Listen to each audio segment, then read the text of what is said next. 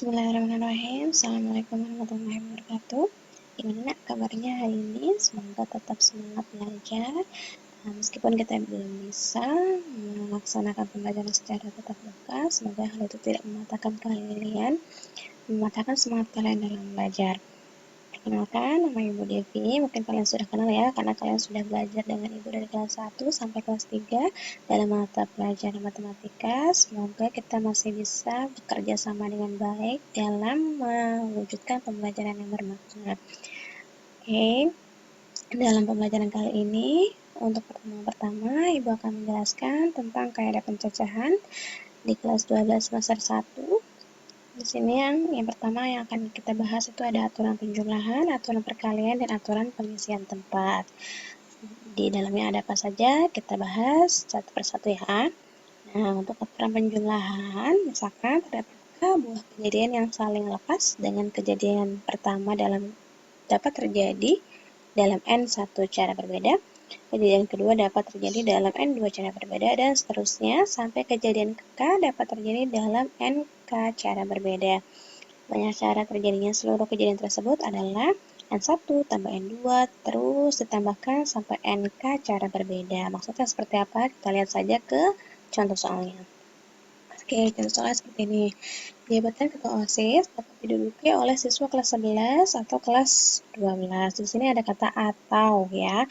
Garis bawahnya atau kata kuncinya ada di atau. Jika siswa kelas 11 terdiri atas 110 orang dan siswa kelas 12 terdiri atas 90 orang, tentukan banyak cara memilih ketua OSIS. Oke, kita bahas ya. Berdasarkan soal, dapat diperoleh informasi sebagai berikut. Kelas 11 tadi ada 110, kelas 12-nya ada 90 orang. Jabatan ketua OSIS hanya disediakan untuk satu orang dari satu tingkat kelas. Ini berarti terdapat dua kemungkinan. Yang pertama, siswa kelas 11 terpilih sebagai ketua OSIS atau satu siswa kelas 12 yang terpilih. Jadi bisa satu dari kelas 11 atau satu dari kelas 12 gitu. Dua kemungkinan ini tidak dapat terjadi secara bersamaan sehingga aturan pencacahan yang digunakan adalah aturan penjumlahan. Jadi logikanya atau garis besarnya untuk aturan pencacahan adalah aturan yang tidak bisa digunakan secara bersamaan. Gitu ya. Nah, jadi banyak cara memilih ketua OSIS tersebut, tinggal kalian jumlahkan aja 110 ditambah 90, yaitu ada 200 cara. Jadi semua siswanya bisa memungkinkan berkesempatan menjadi ketua OSIS. Oke, kita lanjut ke aturan perkalian. Aturan perkalian sama tadi dengan aturan penjumlahan, cuman ini dikalikan N1 kali N2 kali N3 terus sampai NK cara berbeda. Contohnya seperti ini, SMA Bhinneka Karya 2 Boyolali berhasil memperoleh 5 siswa sebagai calon peserta Olimpiade Matematika dan 3 siswa sebagai calon peserta Olimpiade Fisika. Sekolah akan mengutus 1 siswa untuk setiap mata pelajaran. Calon peserta juga hanya diperbolehkan fokus pada salah satu mata pelajaran. Tentukan banyak cara memilih utusan sekolah sebagai peserta Olimpiade Matematika dan Fisika. Oke, misalkan kita punya calon peserta matematika itu adalah M1, M2, M3, M4, dan M5. Jadi si M1, si M2, si M3, si M4, dan si M5. Untuk calon peserta Olimpiade Fisika ada si M1, si F2, dan si F3. Dengan menggunakan tabel silang, ini kita peroleh yang pertama itu matematika, fisika. Matematikanya tadi kan ada 5, fisikanya itu ada 3. Nah, kita gabungkan. Kemungkinan pertama itu yang menjadi calon peserta adalah si M1 dan si F1. Kemungkinan kedua si M2 dengan F1. Kemungkinan ketiga si M3 dengan F1. Kemungkinan keempat itu si M4 dengan F1. Dan kemungkinan kelima M5 dengan F1. Terus sampai kemungkinan ke berapa nih?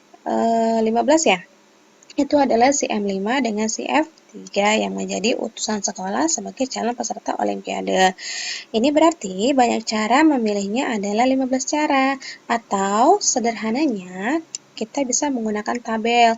Tadi kan matematikanya ada 5 orang, fisikanya ada 3 orang. Jadi tinggal kita kalikan saja 5 kali 3 kemungkinan. Jadi penjabarannya seperti ini, cara simpelnya seperti ini. Gitu ya. Itu untuk aturan perkalian. Jadi tinggal dikalikan saja gitu. Oke, yang terakhir adalah aturan pengisian tempat. Kalau aturan pengisian tempat ini soalnya khas sekali. Biasanya soalnya dalam bentuk seperti ini. Dari angka-angka 1, 2, 3, 4, 5, 6, dan 7 akan disusun bilangan genap yang terdiri dari 3 angka berbeda. Banyak bilangan genap yang dapat disusun adalah kata kuncinya ada di bilangan genap. Ini ya, ada di bilangan genap dan terdiri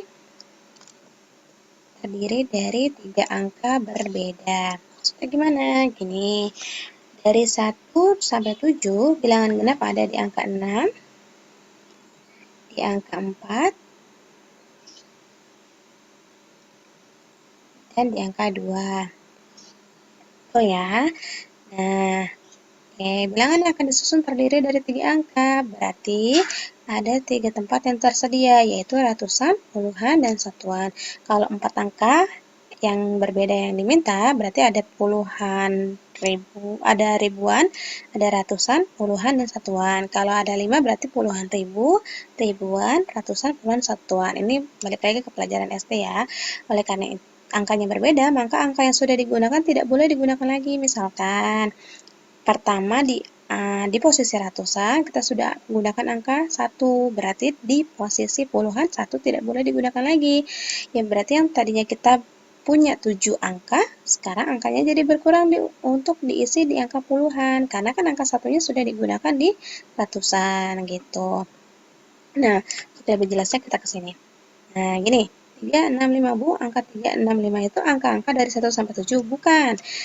Jadi 5, 6, dan 3 itu adalah jumlah dari angka-angka yang ada. Misalkan, sekarang kita ke ratusan dulu ya. Tadi kan adalah syaratnya genap. Nah, kalau genap berarti kita mulai dari satuan dulu. Nah, misalkan gini, kita kan kalau misalkan mau melihat bilangan ya, bilangan itu genap atau bilangan ganjil dimulai dari angka belakangnya. Kalau misalkan kita punya 11 dan 14, berarti yang genap adalah si 14, yang ganjil adalah si 11 gitu. Jadi kita mulai dari angka satuan dulu. Nah, tadi kita punya angka 1, 2, 3, 4, 5, 6, 7. Angka genapnya ada angka 2, ada angka 4, dan angka 6. Maka total angkanya yang bisa digunakan pada posisi satuan adalah 3 buah angka, yaitu angka 2, angka 4, angka 6. Nah, untuk di puluhan, tadi kan kita punya angka 1 sampai 7. Totalnya kan ada 7 ya, harusnya ada 7 angka. Tapi karena sudah digunakan, misalkan kita ambil satu angka di sini, angka 6. Ya, misalkan di sini kita ambil angka 6. Maka angka 6 di sini tidak boleh digunakan lagi. Berarti yang kita punya angka 1, angka 2, angka 3, angka 4, angka 5, dan angka 7 ya. Berarti totalnya kan ada 6 buah angka gitu. Nah, di sini karena tadi angka 6 sudah digunakan, misalkan di sini kita ambil angka 2. Berarti angka 6 dan angka 2 tidak boleh digunakan. Makin berkurang kan untuk posisi ratusan. Berarti yang kita punya sekarang angka 1, angka 3, angka 4, angka 5, dan angka 7. Totalnya ada 5 angka. Nah, gitu. Jadi, kalau ada peraturan tidak boleh berulang, biasanya dia semakin berkurang nih jumlahnya, yang tadi 6, berkurang jadi 5, berkurang lagi jadi 4, 3, 2, 1, dan seterusnya, karena tidak boleh digunakan lagi kalau sudah digunakan di posisi yang sebelumnya, gitu ya. Berarti kalau ini tinggal dikalikan saja, 3 kali 6 kali 5, hasilnya berapa tuh? 6 kali 5, 30, 30 kali 3 hasilnya 90, gitu ya. Berarti untuk soal yang ini, jawabannya adalah 90, gitu. Oke, kita lihat contoh soal lagi. Nah, dari angka 1 sampai 7 akan disusun suatu bilangan yang terdiri dari 3 angka boleh berulang. Banyak bilangan yang dapat disusun, total bilangannya ada berapa? Ada 7 kan?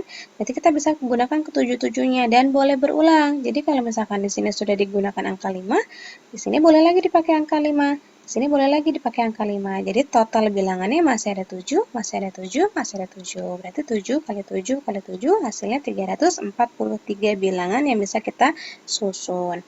Nah, bedanya dengan yang ini apa? Kan sama, Bu. Sama-sama 3 angka, sama-sama angkanya 1 sampai 7. Nah, di sini syaratnya tidak boleh berulang. Kalau tidak boleh berulang seperti yang tadi. Nah, seperti yang tadi, di sini berarti kita punya angka ratusan, angka puluhan, angka satuan. angka ratusannya kita masih punya komplit, ada 7 bilangan dari angka 1 sampai angka 7. Nah, untuk di angka puluhan, karena satu angka sudah digunakan di sini, totalnya berkurang kan? Yang tadinya jadi 7 angka, sekarang ada 6 angka. Nah, karena di sini sudah digunakan di puluhan dan sudah digunakan di satuan, di ratusan, berarti untuk di angka satuannya semakin berkurang. Sisanya tinggal 5 angka. Maka 7 kali 6 kali 5 totalnya adalah 707 kali 6 kali 5 totalnya adalah 210 gitu ya. Itu tentang pengisian angka. Oke, nanti kalau misalkan memang ada yang kurang paham bisa tanyakan ke Ibu. Sampai di sini, kurang lebihnya mohon maaf. Wassalamualaikum warahmatullahi wabarakatuh.